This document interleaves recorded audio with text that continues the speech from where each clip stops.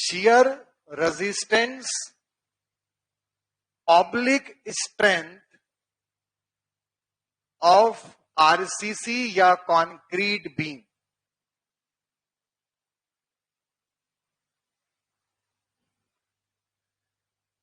आप मुझे बताओ ऐसी क्या शक्ति है जो क्रैकिंग को डिले करती है?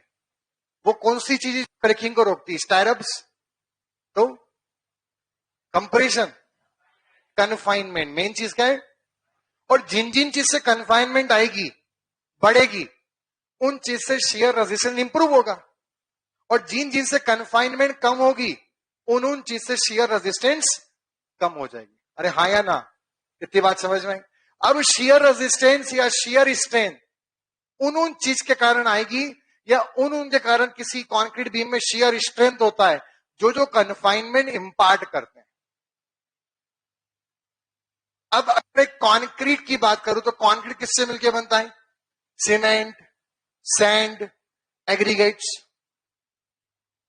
तो आपको यह पता होगा एग्रीगेट जो होते हैं, कोर्स एग्रीगेट, उनका जो शेप होता है वो 3 प्रकार का होता है: राउंड, फ्लैकी, एंगुलर। स्ट्रेंथ के लिए या हम मेनली कौन से यूज करते हैं? एंगुलर। एंगुलर जो पत्थर होते हैं वो ऐसे तिकोने होते हैं, तो सबका ऐसा अलग अलग शेप होगा, तो वो एक दूसरे के अंदर क्या हो जाते हैं? इंटरलॉक्ड। और जब एक दूसरे के अंदर पत्थर फंस जाते हैं, इंटरलॉक्ड हो जाते हैं, तो इससे कन्फाइनमेंट बढ़ेगा या कम होगा? अगर इससे कन्फाइनमेंट बढ़ेगा, और वैसे भी आप जानते हैं सर आप इसकी बात क्यों कर रहे हो, तो सीमेंट की बाइंडिंग भी तो कुछ करती होगी, उसकी बात क्यों नहीं कर रहे हो? आपने जब शियर रेजिस्टेंस पढ़ाना चालू करा, शियर रेजिस्टेंस की बात करना चालू करी, आपने सबसे पहले पत्थर का नाम क्यों लिया? आपको पता है कंक्रीट का 80% वॉल्यूम कौन कंप्राइज करता है? एग्रीगेट। सबसे मेन आदमी कौन है कंक्रीट में? बाकी तो सब ये 20% के अंदर है, मेन तो यही है। और अगर ये ऐसे दूर दूर अलग अलग होते, आपस में रिपल्शन होता है, इफ इन केस मान लो पत्थरों में भगवान रिपल्शन डाल देता, रिपल्शन समझते ना क्या होता है? हाँ, तो क्या इंटरलॉकिंग होती, कन्फाइनमेंट होता? मेजरली कन्फाइनमेंट तो हो ही नहीं पाता कंक्रीट में, भले सीमेंट कितना अच्छा बाइंडर हो। अगर बात समझ, बट चूंकि कंक्रीट की शियर स्ट्रेंथ की बात चल रही है, आरसीसी बीम में कन्फाइनमेंट की बात चल रही है, तो उसमें सबसे बड़ा कंट्रीब्यूटिंग फैक्टर क्या है? एग्रीगेट की इंटरलॉकिंग प्रॉपर्टी। ये हो गई आपकी पहली चीज जो शियर स्ट्रेंथ को इंपार्ट करती, कोर्स एग्रीगेट की इंटरलॉकिंग प्रॉपर्टी। दूसरा, अगर हम देखें तो ये जो कंक्रीट है ये तो क्या हो गया? क्रैक्ड। बट ये कंक्रीट तो क्रैक्ड नहीं हुआ, शियर में कौन करेगा? ये पूरा, या ये जो खुद को ही नहीं बचा पाया, या वो जिसमें पहले से ही कन्फाइनमेंट है? शियर में ज्यादा हेल्प कौन करेगा? पूरा, या जो खुद की हेल्प नहीं कर पाया वो बीम की हेल्प करेगा? या जो खुद कन्फाइंड है ज्यादा हेल्प कौन करेगा? जो मतलब एग्रीगेट इंटरलॉकिंग प्रॉपर्टी के साथ साथ में अनक्रैक्ड कॉन्क्रीट इन कंप्रेशन। क्या बोलेंगे? अनक्रैक्ड कॉन्क्रीट इन कंप्रेशन। ये भी थोड़ा बहुत शियर में हेल्प करता है। अगर बात समझ में? अच्छा देखो, भगवान का ना नियम बड़ा अजब है, अगर वो मारने वाला बनाता है तो बचाने वाला भी बनाता है।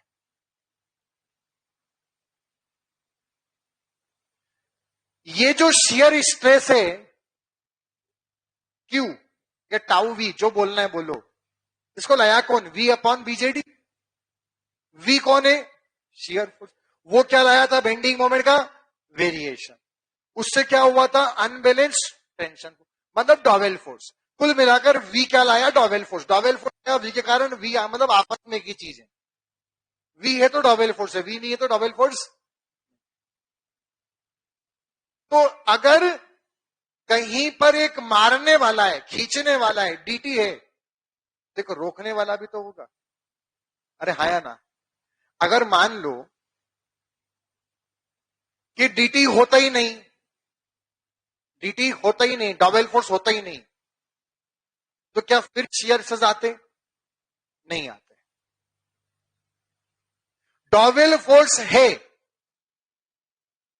तो कोई खींचने वाला है, तो फिर आप बताओ, आप सभी के घर में से जो बीम है उसका सरिया सबका खींच के हुए पड़ोसी घर में क्यों नहीं पड़ा हुआ है, या नीचे क्यों नहीं पड़ा हुआ है? फोर्स लग रहा है ना, बार्स पे एक्स्ट्रा फोर्स लग रहा है ना, बार बेंड हो रही है, तो सरिया खींच के बाहर क्यों नहीं आ गया, छेद करके दरार करते हुए बाहर क्यों नहीं आया? मैं तो ये पूछ रहा हूं, क्योंकि अगर कोई खींचने वाला है, उसका ये मतलब नहीं कि वहां पे डबल फोर्स नहीं, डबल फोर्स तो है, बट वहां पे एक रोकने वाला भी तो होगा, तभी तो बीम ऐसी टिकी हुई है। क्योंकि बीम पे ट्रांसफर लोड लगा, शियर फोर्स भी, बेंडिंग मोमेंट वेरी भी कर रहा है, इसका मतलब डबल फोर्स भी, डबल फोर्स तो है, बट बीम वैसी की वैसी है हमेशा। इसका मतलब कोई है जो रोक रहा है। वो कौन है? या नहीं बोलेंगे, उसका नाम कहा लेंगे अगले चैप्टर में, बट कौन है आप समझ गए, नाम नहीं लेना है। तो अभी क्या बोल दूं, जैसे एक डबल एक्शन है,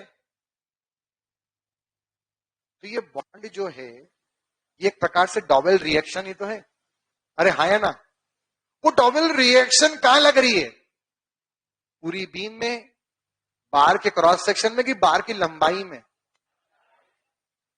मतलब एक ऐसा फोर्स भी है जो बचा रहा है। कहां लग रहा है? बार की लंबाई में। बार की लंबाई में एक फोर्स है जो बार को खींच रहा है, डबल फोर्स। एक है double reaction, double force double reaction. Double reaction कर क्या रहा है? बचा रहा है। तो अगला जो हमारा, मैं उसको चाहे फोर्स बोल दूं कोई दिक्कत तो नहीं है, किताबों में फोर्स लिखा तो दिक्कत तो नहीं, अगर फोर्स आपको समझ में, अगर मैं बोल रहा हूं बचाने वाला है, स्ट्रेंथ में उसका नाम लिख रहा है, उसका मतलब अपोज करने वाला ही होगा। तो मैं इसको बोल देता हूं double force acting along the length of the beam, एक प्रकार से बॉन्ड। सभी को समझ में? अब इसमें बताओ, अगर मैं इन बार को,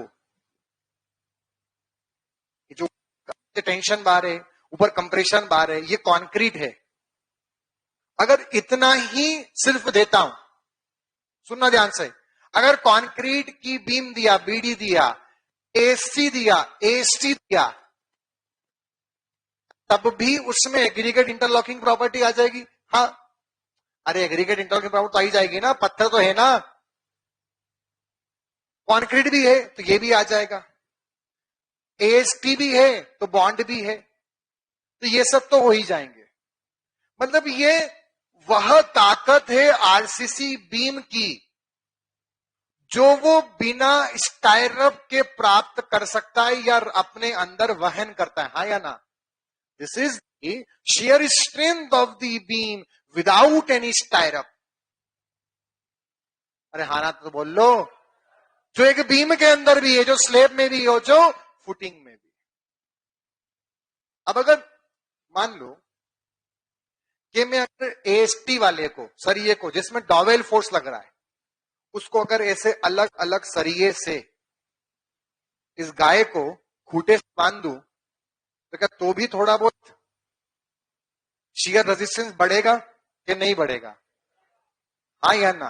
वो डबल फोर्स का अपोज करेगा, जो जो उसको अपोज करेगा उससे, उसके कारण जो आने वाले क्रैक है वो सब कम हो जाएंगे। हाँ या ना?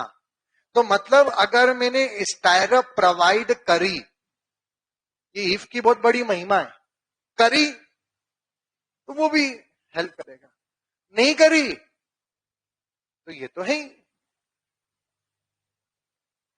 मतलब टोटल 4 फैक्टर हैं जो एक कंक्रीट बीम की शियर स्ट्रेंथ के लिए रिस्पॉन्सिबल है, इसके अलावा 5वां कोई नहीं है। मतलब अगर मैं एक बीम की बात करूं, एक स्लैब करूं, एक फुटिंग की बात करूं, तो ये वो शियर स्ट्रेंथ है बीम की जो हमने स्टायरप के साथ प्राप्त की है। इससे ज्यादा शियर रेजिस्टेंस अब नहीं आ सकता, अगर तुम उसके आगे अगरबत्ती भी लगा दोगे तो अब उससे ज्यादा स्ट्रेन अब उसमें नहीं आ सकती। तुम बैठ जाओ बीम में, तुम चिपक जाओ, तुम कुछ भी कर लो, भगवान नीचे आ जाए, अब उसको इससे ज्यादा शियर स्ट्रेंथ आ ही नहीं सकती। ये शियर स्ट्रेंथ है। टाउ वहां भी था, टाउ यहां भी है, वो था वी मने शियर फोर्स। तो वो फोर्स वाला आदमी है, वो मारने वाला आदमी, ये बचाने वाला है। Tau c max, shear strength of concrete beam maximum, मतलब स्टायरअप को गिन लिया है। Shear strength of the beam considering stirrups, इससे ज्यादा उसकी स्ट्रेंथ अब और अटेन नहीं हो सकती।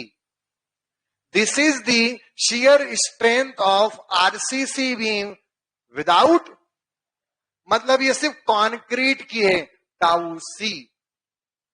Shear strength of concrete structure without with, मान लो ये बचाने वाला आदमी है, क्या बचाने वाला है, क्या बचाने वाला है, मारने वाला कौन है, टाउ वी। अगर टाउ वी की वैल्यू टाउ सी से कम है, टाउ वी की वैल्यू टाउ सी से कम है, क्या करूं, क्या करना चाहिए, स्टायरअप दूं, beam is already safe in shear. Tau V की वैल्यू टाउ सी से ज्यादा है, बट टाउ सी मैक्स से कम है। इसका मतलब बस तो जाएगी, बट स्टायरअप देना पड़ेगा, जैसा कि बीम में होता है। टाउ वी की वैल्यू टाउ सी से भी कम है, बच जाएगी, और कोई स्टायरअप, जैसा कि फुटिंग और स्लैब में होता है। और अगर कभी गलती से भी टाउ वी की वैल्यू टाउ सी मैक्स को भी एक्सीड कर गई, तो फिर भगवान भी उसको शियर से नहीं बचा सकते। आ गई सभी को बात समझ में, हाँ या ना, इतना सभी को क्लियर है। अब आपको समझ में आया या नहीं आया, मैं आपको यहां बता दूं। Aggregate interlocking property, concrete in compression and dowel force along the length of the bar, मतलब इसके लिए कौन है, ये एसटी सरिया दिया था ना, ये क्या है, सेक्शन, ये सेक्शन और ये एएसटी हम एक बीम में, और इसका डी और इसका बी, ये सब तो हम बेंडिंग में ही निकाल चुके थे। इन पे पहला हक किसका है, अब मेरी बात समझना। इसलिए जब भी किसी बीम की डिजाइनिंग करते हैं तो पहले स्टेप को बोलते हैं design of beam for bending, बोलते हैं चेक फॉर शियर। चेक क्यों बोलते हैं, क्योंकि जब तुमने उसकी डिजाइनिंग करी बेंडिंग के अनुरूप, तो एएसटी दे चुके हो। जब ये डिजाइनिंग कर ली, तुम एएसटी दे चुके हो, तुम बीडी निकाल चुके हो, तो तुम इतनी ताकत तो प्राप्त कर चुके हो। इतनी तो तुमने बेंडिंग में करवा ली शियर के लिए।